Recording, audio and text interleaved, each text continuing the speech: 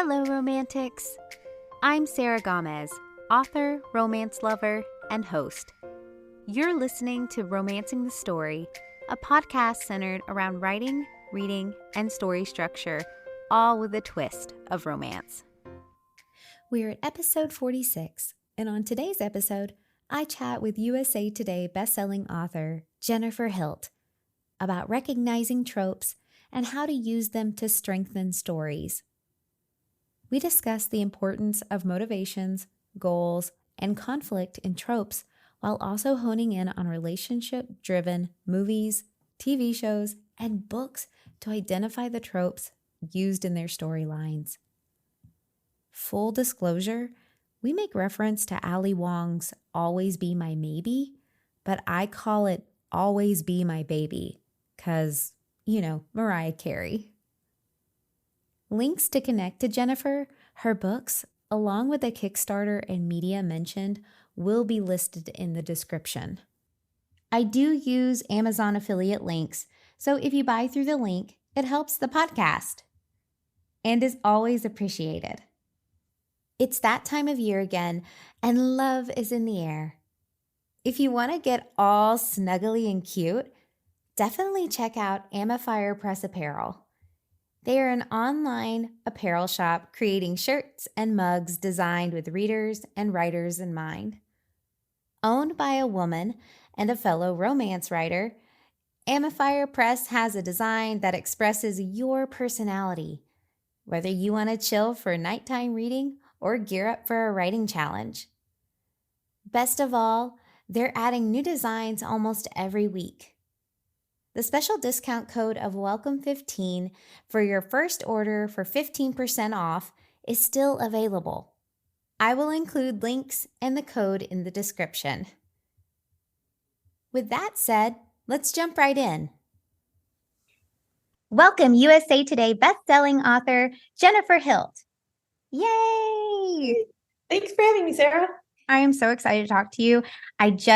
We kind of chit-chatted about it really quickly, but I know tropes are such a hot topic, especially in the romance community, and everyone's always wanting to talk about tropes and always wanting to learn more about tropes.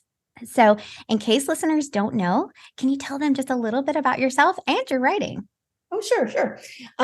Well, I've written over 24 romances across 4 different subgenres using pen names, and I have an urban fantasy series out under my own name, The Undead Detective. I've also done plotting and concepting and working with romance authors, and that's really great because it's just kind of helped me learn how to explain how stories are put together.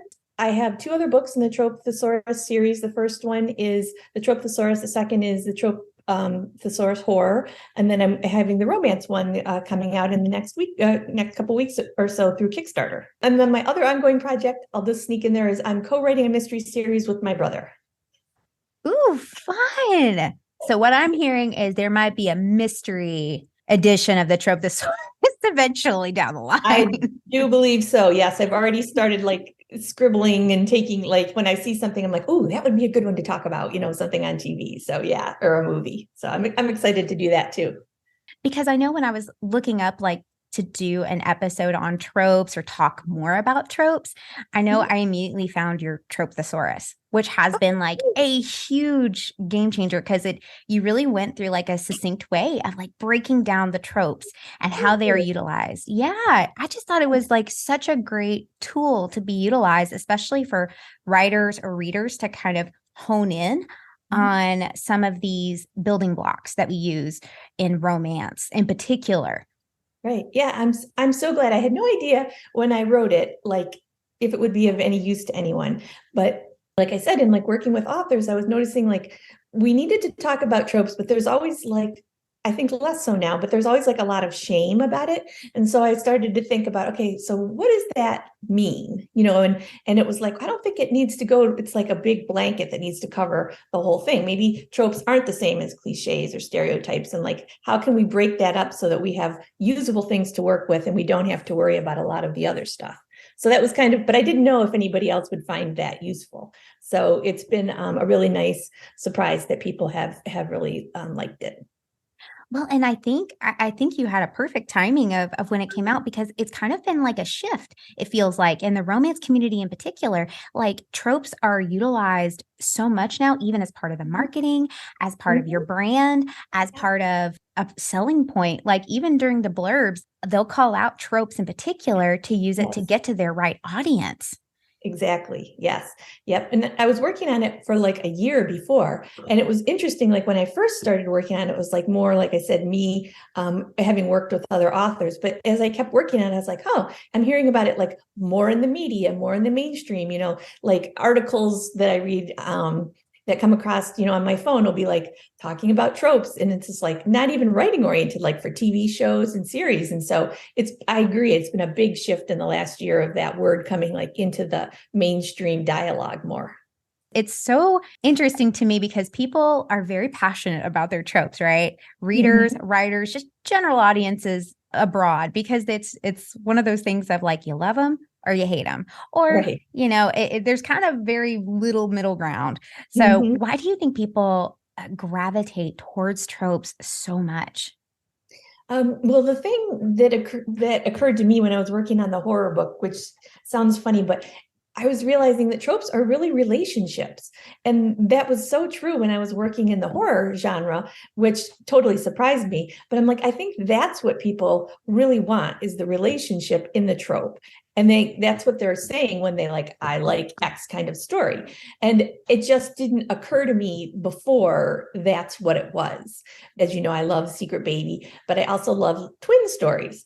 And so I was thinking, oh yeah, what is it? It's always the relationship between the twins. I always want like a mistaken, I want one to be like masquerading as the other and have that cause problems and those things like that. So it's really the relationships. I think if we can keep that in mind, it really will help build a strong story foundation by knowing our characters all need to interact.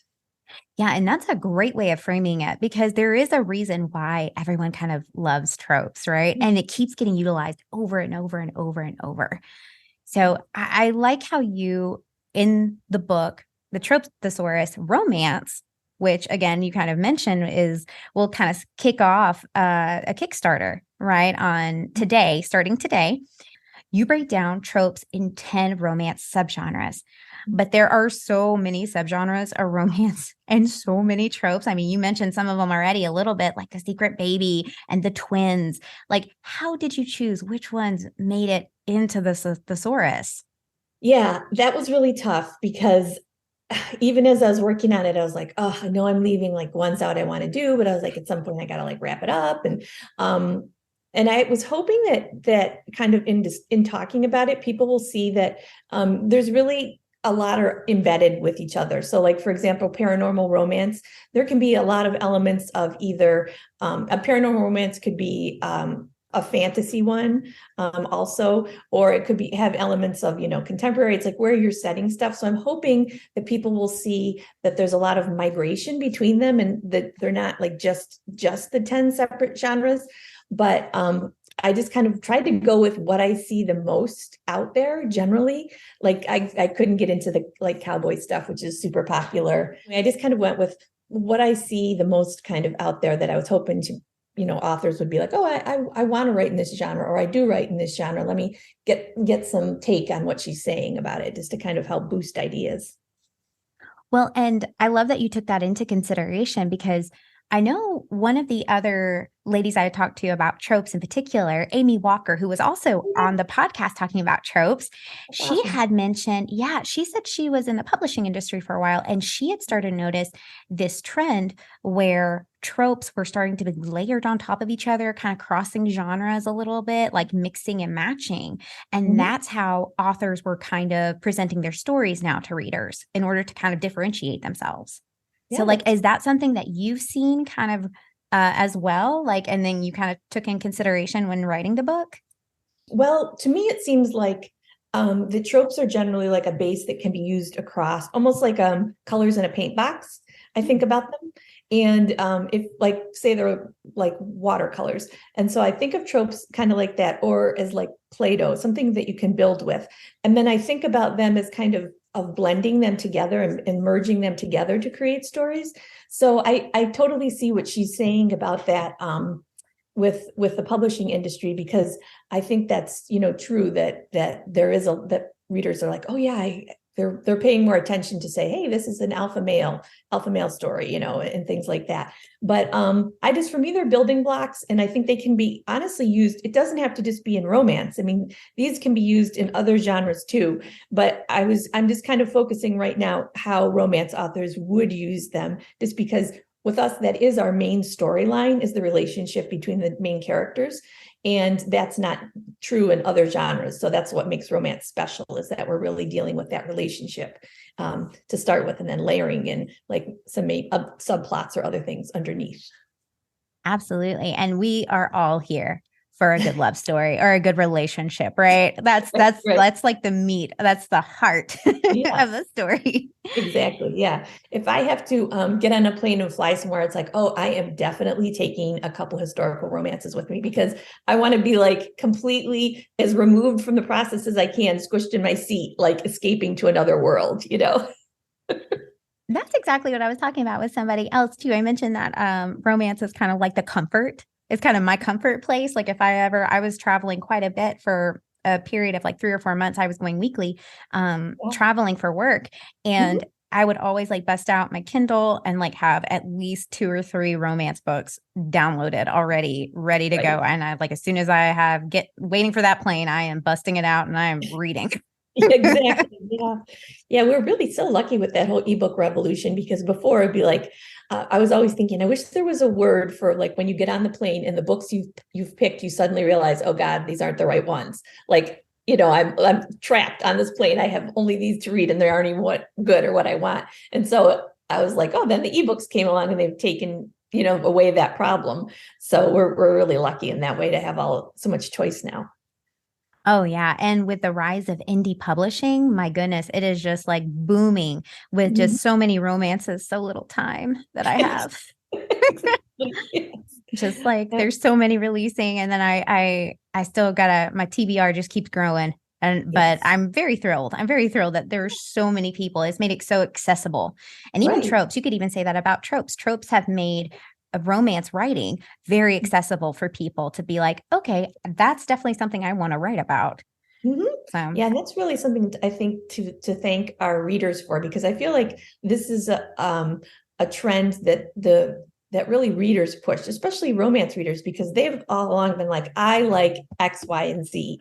And then that's like funneled, I think, into other genres and stuff too. But like they're able to articulate better than in other areas of like, this is the real kind of relationship I want to read about. And so it's really us, I think, as authors, like, okay, let's give them what they want.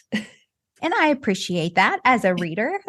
No 2 tropes are the same. Like there are all kinds of varieties. And I do think that there are new tropes coming up like every so often, because I swear I see like new tropes kind of peeking their heads up, and I'm just like, I haven't seen that one yet, but that's interesting.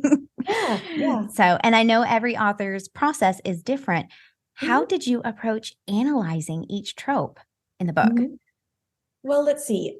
It is hard because they really overlap so much. So basically what I did is I took 60 tropes that are in romance, either as like kind of the primary tropes, like the ones we always think of, like love triangle or friends to lovers, or like alpha male, like we talked before, or bad boy. And then I also included in that more like plot-based tropes, like kidnap, revenge, just some, and I put them all together. And then I like watched a whole lot of romance, dug through a whole bunch of movies and books, and looked and just watched them to count and figure out, okay, how many tropes are in here, and then listing what they are for each one. There's a lot of ones that like I picked, a movie that I was highlighting that one trope, but there's like going to be 10 or 12 other tropes in it that could be also in another subgenre, like say, woman in peril. There were a lot of stories, especially if you look at any kind of suspense storyline, that's a pretty popular trope. So it was just I really just wanted to show people, authors, it's okay to use a lot of tropes. You don't have to, because sometimes people are like, well, I want to use 1 or 2 and they're afraid. But when you start, really start to dig in and look at good stories and well-developed books, there are a lot of tropes in there. They're just very specialized to the story, so they don't pop out at you. But the base of letting the reader in on that relationship is still there. So that was kind of what I discovered by digging in and just watching a lot of movies, like I said, and reading, taking notes, took a lot of notes. But that was just basically my process. And it was really pretty exciting to see how great stories are put together and how things remain popular year after year, because you're giving the audience what they want in terms of a story. You bring up a really cool point too, because that's something I kind of noticed when I went into screenwriting in particular, and we had to analyze a lot of movies. Speaking of which, so we did something very similar where we had to kind of identify the 3-act structure. And once you see it, it becomes really apparent kind of, but like you said, it is specialized to that particular movie or that particular story or relationship. So I'm kind of curious what your opinion is, or if you saw this very often.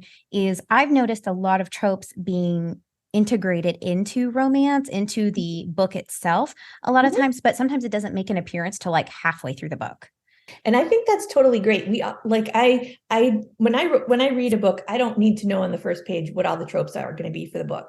I just need like little breadcrumbs of like, oh, those interest me, so I'm going to keep reading. And that's really like our job as authors, is to keep people interested all the way to the end. So it's not like we have to use these 3 tropes and we're going to harp on it again and again. It's great to use like maybe you have like 3 that'll be more main tropes. And then, like you said, in the middle, like, oh, I didn't know there was a secret. Now we're starting to hear about that. And the secret is one that kind of tends to pop up more in the middle or a little farther along in terms of creating good complications. But I think of it a little bit like shading. Like some tropes are going to be like brighter if you're like coloring with a crayon or something like that, and then some are just going to be lighter, just a little bit in there, but it helps still round out your character and push the story along. Like Jane Austen stuff. When I go back, hers are full of tropes, and yet they're popular, several hundred years later, because it's relationships. It's all family relationships and romantic relationships, which we still all experience. And she has a lot of, some tropes in hers are more obvious than others, and so she does that too, where they're like sprinkled in a little bit along the way. So I'm totally for them showing up later, no problem. No, and you make a great point as far as like the shading. Some are lighter, some are darker, and some tropes are more apparent than others, and some might, like gently make their way through some of the thread, as a thread throughout the book. I have noticed that more and more, that the tropes are being layered on top of each other, but some are like aren't apparent until later on. Right. And what I think is so great about that is it's like a way that we can create more complex characters, because like we think about ourselves, like there's parts of us that are like more apparent and parts of us that are like, kind of more hidden or less, depending on the situation, will come out. And that's really what we're trying to do with our characters, or create those same kind of situations where they're not acting the same all the time. We don't see the same parts of them all the time. They adjust just like we do. So that's what I think the neat thing about tropes is. It offers us an opportunity to like, okay, who else is this person? And then think about it. Think, okay, what are some other options about who they are? That's probably one of my favorite parts of tropes, is because it adds such a depth to the characters themselves, depending on how they react within certain trope situations, or what kind of tropes are being applied to them. So you create some great insight and prompts for like goal, motivation, and conflict. Yeah, absolutely. In your the Trope Thesaurus romance book, and how it kind of relates to the tropes for a romance character in particular. So why do these 3 major factors, the goal, motivation, and conflict, how do they relate to tropes, and how can that help authors build a great romance? Yeah, that's a great question. What I found in working with other authors too was that it's hard to just develop a trope on its own. But I found that if I did them with goal, motivation, and conflict, kind of like seesawing back and forth, then it helped build more concrete structures into it. So you're going to take a character and you're going to give her 3 tropes. Like say she could be, do you have like a book or movie in mind that you wanted to talk about? Have you seen The Lost City? That one was pretty cute. That just came out with Sandra Bullock. That's a great one because there were like, so if we think about her character, she's definitely the woman in peril. And she definitely was very much like the boss. And what else would I say about her? I was thinking grumpy sunshine Yes, because like yes, she was the yes, grump and I love that. yes, yes, she definitely was. Yeah. So she has like those three aspects of her personality. So Alan was very much the protector, but he also was, I also loved that he had this like nurturing soft side. I like that he was like a warrior, but not super alpha, even though his physique would be what we would think of is like, and that's what he's known for from that, like that first scene in the romance convention, which was pretty funny. I think with him, it was kind of like almost boy next door because she just didn't really take him very seriously. And he was always, trying to have her do that. Sandra Bullock. So her goal pretty soon is to escape and to get out of there. But she also needs to like find that the lost city or that crack that code. And so those are like two very like we're going to either know if she's cracked that code or if she's escaped. Those are what I mean by making goals measurable.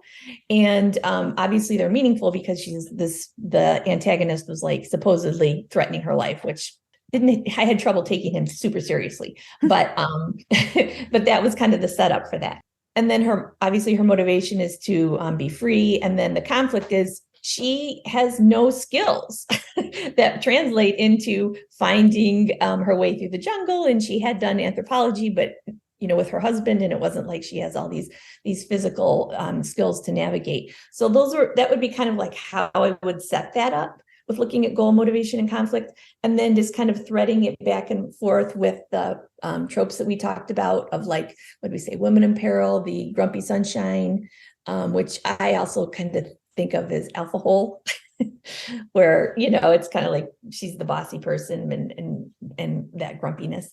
So I just kind of keep working at it like that and like adding different layers of the personality into how I'm trying to do the goal, motivation, and conflict. And the same thing with Alan, of like he's trying to free her, but also get her to like notice him as a man and then love interest. So this kind of, okay, that's his challenge, is to be working against those two things.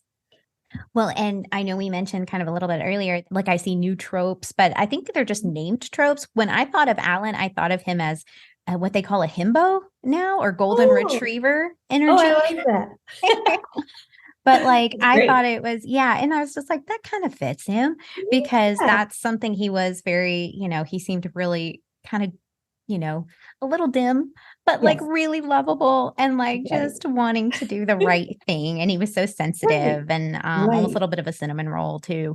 You bring up an awesome point that I just thought of just now when you mentioned it was she's trying to escape her current predicament, but that could be taken both ways because she's trying to escape, obviously, the Daniel Radcliffe bad guy, big baddie of the movie, but then she's also trying to escape her contract out of writing these books because she does not want to write them anymore. She's not motivated. She's lost her love of it. She's not inspired anymore. And she's just kind of sick of it.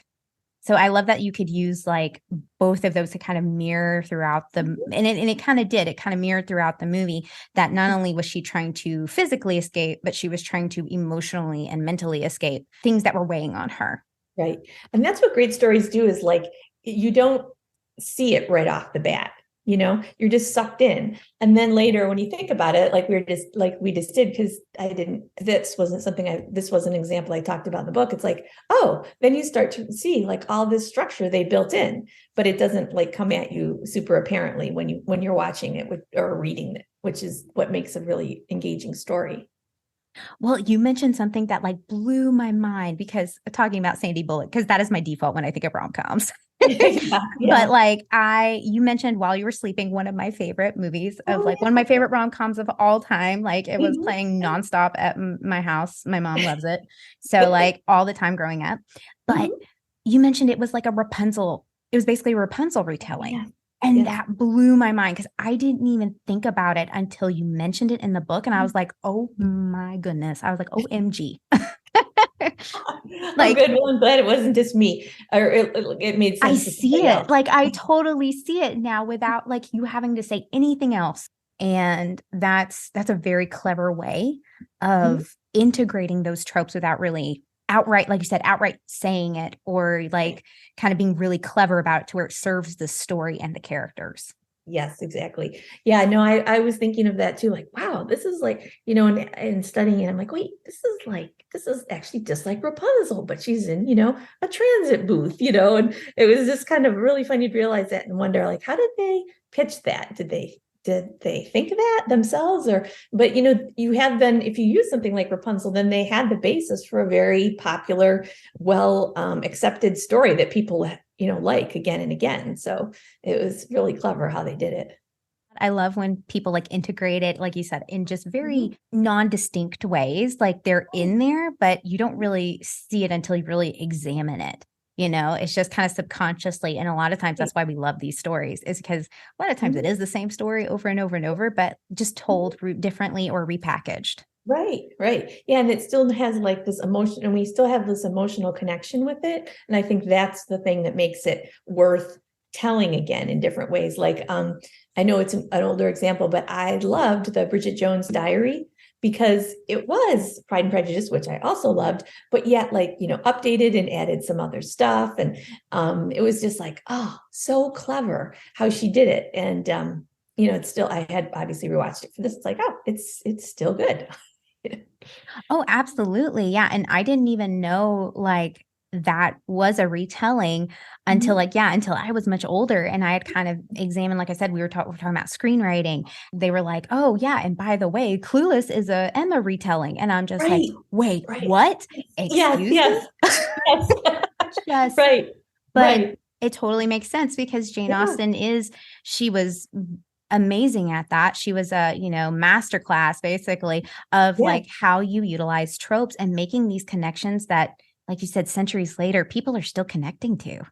absolutely. And I really, one of my favorite books of hers is Persuasion, which they did a remake this summer, which on Netflix, which was very pretty, but it wasn't like this for me. It wasn't the same as the book. But what I love about that book is that is just all it relationships of with her family and how she has this like second chance. And it's still just one of my favorites. I hope that there's like a newer remake that kind of mirrors more what all the conflict that she had in there.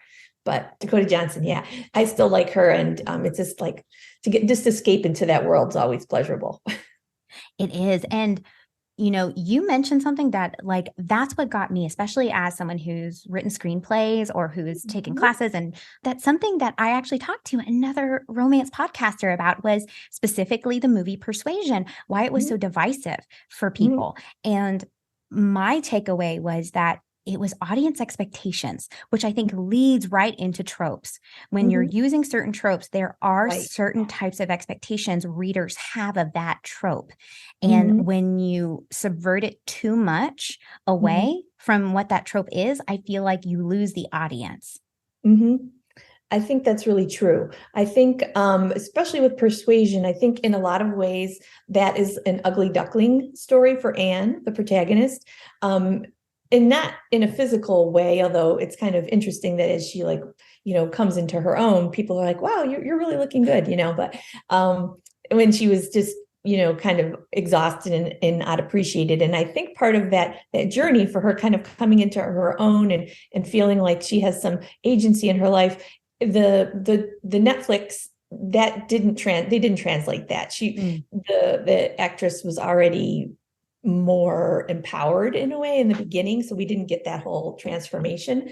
And I think, at least for me, that was part of it, because I was like, oh, it's kind of, if you're familiar with the story, it's very crucial to that story. So That was my biggest critique of the film was the Mhm. fact that she was very, like you said, empowered. Because Mhm. when I read the book, it's kind of a downer. It's very Of melancholy. course it is. Yeah, And like yeah, it's not, but right. like when we with the film, it was more, it was more definitely like girl power, kind of like I kind of do my own thing and that's fine.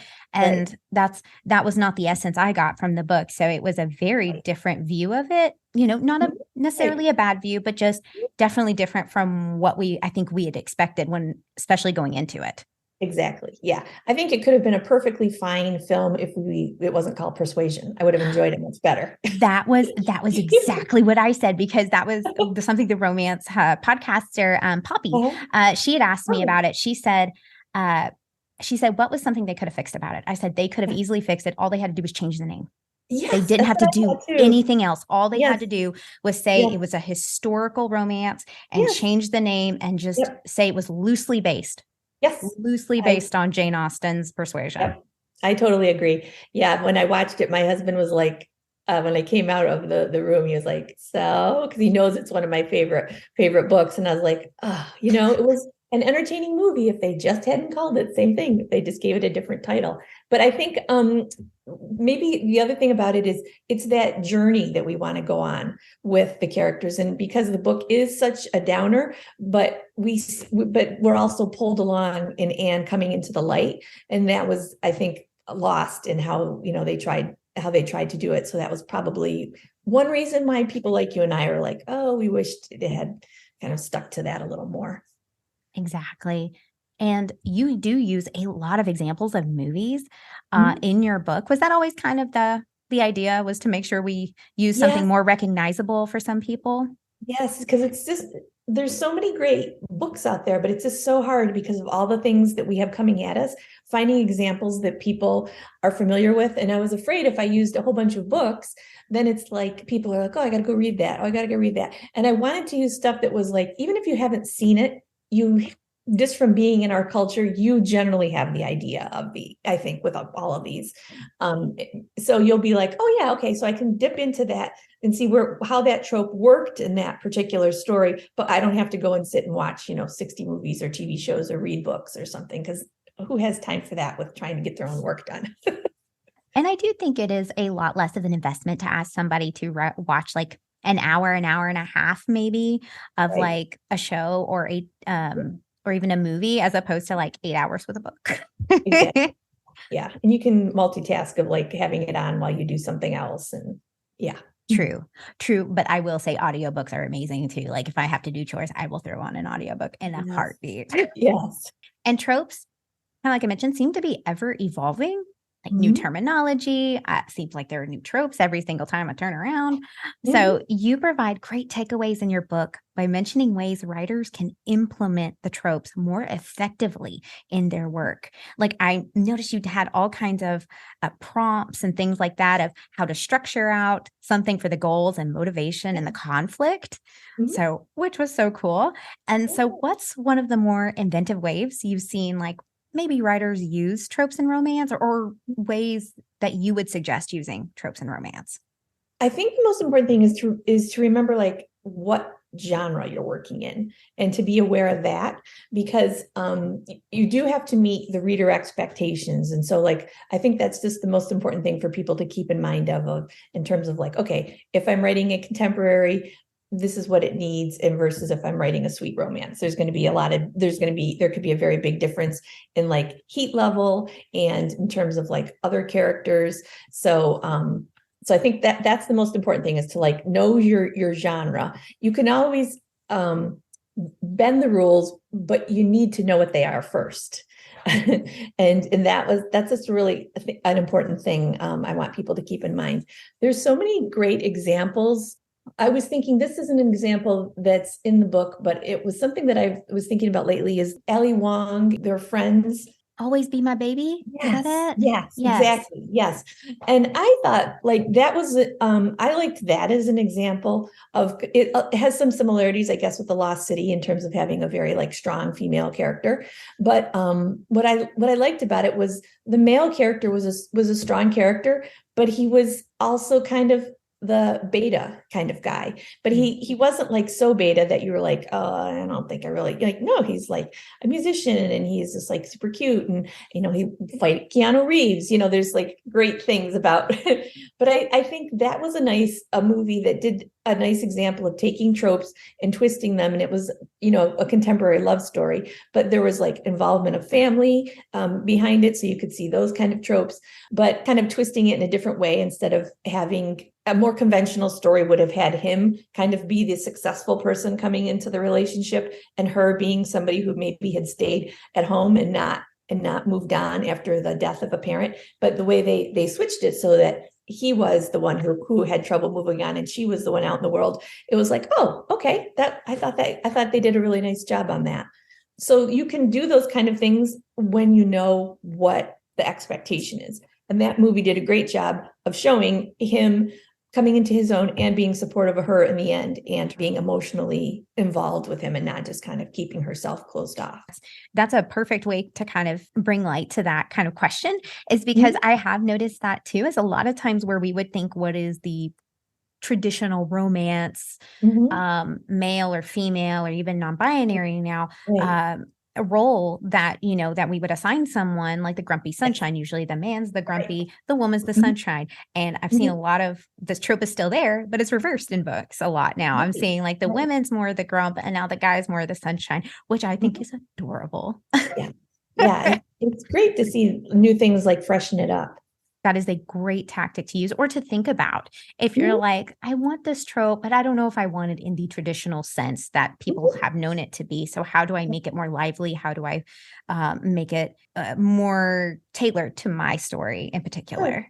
And the other thing I think it's important to do for authors to try to remember is we can use them for secondary characters. So it's not only the main characters who are going to get tropes, but secondary characters, especially for romance authors. I think it's super important because we all love series. So if you can plant those in with the secondary characters, especially if they're going to appear in other books, it's really a great way to get people hooked into like, oh, I want to read, because we've all had those books, right, where you're reading and I'm like, oh, you like this one, but I really want to read, X's story. And so I think that's just a good thing to keep in mind, is that we don't just need to keep them for the main characters. Listen, if you give me a feisty sidekick character in any novel, I will immediately want to see a story for that. Yes, exactly. What a great little nugget too, like to say to romance writers that, hey, you want to kind of spiral this into a series, or if that's something you would like to try to do, here's a great way to do it. Like instill a trope into some of your side characters and kind of weave that into your story. You have a place to go with a lot of the series.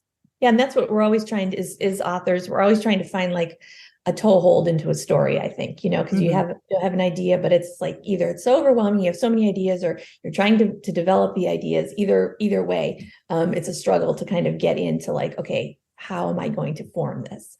So that's really what I'm hoping, that people can use tropes to help them when they're like, I don't know where to go next.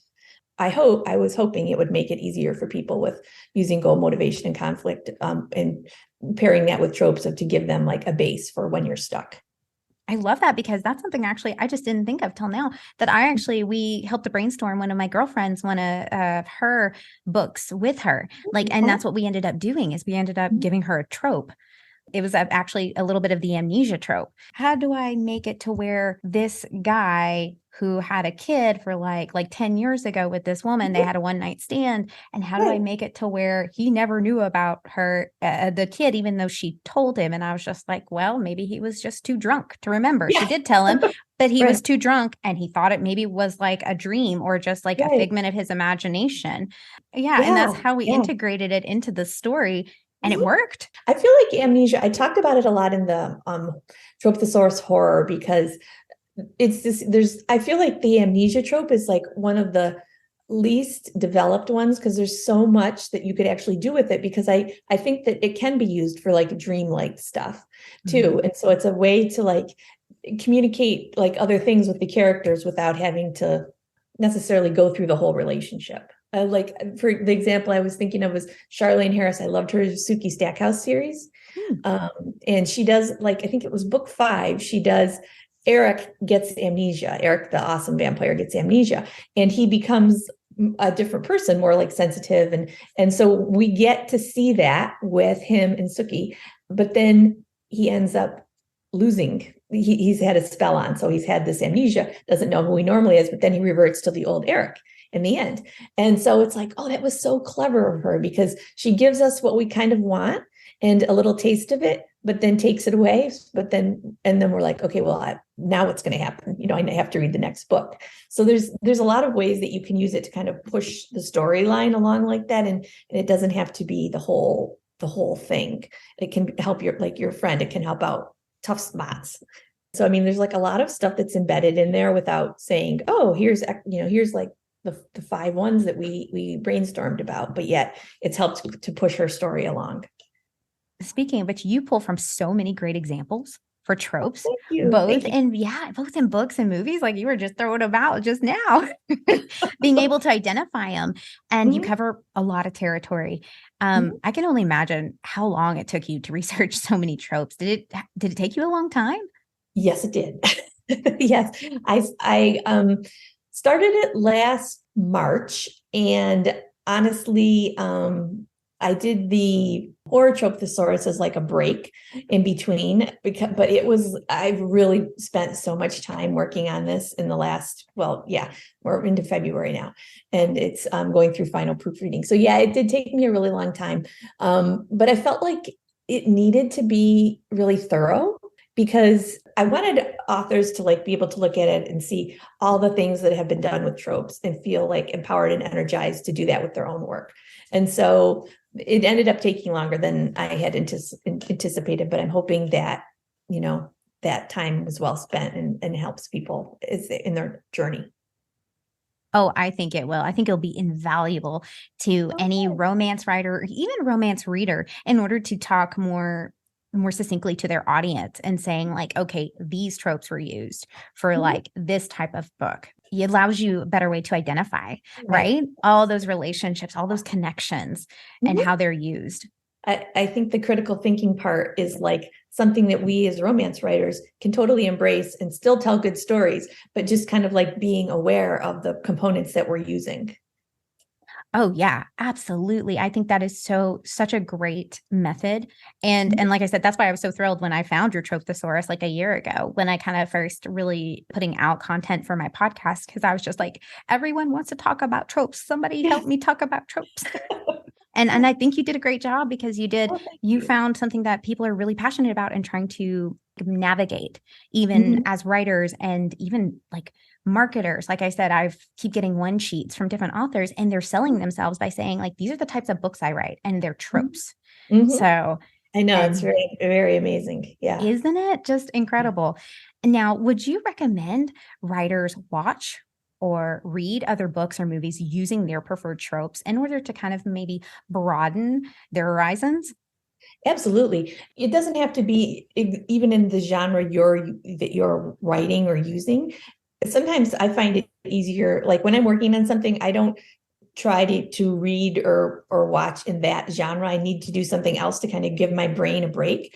But I think that that can be easier to spot tropes is in unfamiliar settings. So like, say, if you're a fantasy writer, check out some things that are going on in contemporary or romantic suspense. And so I think that just thinking about what you're reading and watching, it becomes like a game of like picking it out. And it's fun too, because like I will watch something and just enjoy it. And then in the end, I'll be like, okay, oh yeah, it had, all these things in it. And the really good stuff is like, you have to think about it, because they've really just embedded it organically into stories. So, some become more or easier to pick out than others, but it doesn't matter as long as the story is well told and, you're engaged, or the person who's watching it is engaged. Some ways to maybe even think about it too would be like, maybe take your favorite movies or books and kind of reverse engineer it and say, okay, well, what kind of tropes are they using? Yes. And how? And maybe that can figure out like what kind of tropes you tend to gravitate to. And if there's a trope that, that you're struggling with, like amnesia, like that was one that I've always been curious about. And then I really spent a lot of time in the Trope Thesaurus horror talking about it, because the show Severance came out last spring. And I was like completely obsessed with that show. And I watched it. And so I'm like again, I'm working on all this romance stuff. So I was like, I need to do something else. So I found that show and I was just like totally just nuts about it. But I was watching it, quite a ways for somebody who's doing this. And I was like, oh, it's a twist on the amnesia trope. Like starting out watching it, I was just totally sucked in. I wasn't thinking that, but it was such a clever way that they did it. So it can be helpful to look at things in different lights and how people develop things. So I think this being mindful of kind of what's going on in the storytelling world is always good. And you speak of that, and I actually recently talked to a cozy mystery writer who spoke like all about how romance plays a subplot in the cozy mystery series. Now, it isn't the main plot because then that's romance, but again, audience expectations of the genre. She specifically used a love triangle in her books. Can your Trope Thesaurus romance edition apply to anyone who might include a romance in their book? Oh yeah, definitely. I just tried to talk about romance as like the main storyline, but there's so many examples when you look at movies and things like that of how, oh, that could have been, you could have flipped it and done it the other way. But yes, I don't think it has to just be, for romance writers, as long as you're writing a relationship story, I think there's a lot of tropes that can be worked into how that relationship is developed. Because like one thing that I think is important that it took me a while to figure out, but so say, for example, enemies to lovers is always a really popular trope. That's not the end of the story. You don't just write enemies and they become lovers. It's like you need to have the whole arc of like, oh, they start off, hostile to each other, but then they end up together. So how scene wise do we get from A to like B, So I feel like that's the part that's like, okay, really need to like break that down and think of how to build the relationships. So that's something that I've been working on now, that I'm putting together a workbook, and I'm going to like talk in that about how to build scenes using tropes. Oh, I'm so excited about that because I know that you, in the book in particular, the Trope Thesaurus romance, that you had kind of laid out these examples of what we could do to really utilize those tropes. So I was kind of hoping you'd have some kind of workbook or worksheet. Yes, I could play with. Like the 6 steps to outlining is in the Trope Thesaurus romance. Then in the workbook part, I'm going to have like these 5 points to how to structure a scene using tropes. So I'm hoping that using the 2 of them will help people like feel like, okay, I have a way to like get my story moving or get unstuck. What a great tool too for like writers, especially if they're like trying to plot out anything as far as a book or a series. I know we've talked all about tropes today, like all about romance tropes, about the Trope Thesaurus romance. So where can listeners find your books and how can they connect with you? Oh, thank you. They can find my books. My books are available wide. And if you go to my website at www.jenniferhilt.com, you'll see you can be directed to those venues. And then the Trope Thesaurus romance, I'm doing a Kickstarter on, and it starts today. And that you can find out from my website too, of like how to see what's available there. I've got an audiobook version, the print copy, ebook copy, and I'm doing some classes, and then the workbook will be available through there too. And I just wanted to say one thing that wasn't with your talking to the cozy writer. What I think is really interesting about cozies, what I've noticed when I've looked at them myself, is that it's the relationship, right? Like you come to read the mystery, but it's the relationship of what's going to happen with her in that love triangle that keeps you coming back book after book, I think. So I think it's a really clever way to use romance, is really the hook. No, and that's actually a great call out because in that episode, Amber Royer, who was the cozy mystery writer, she had mentioned she's an instructor herself, a writing instructor, and she had told me that was an audience expectation, was to have some kind of small piece of romance in there in cozy mysteries, but it helped keep the tension with the kind of who's she going to choose.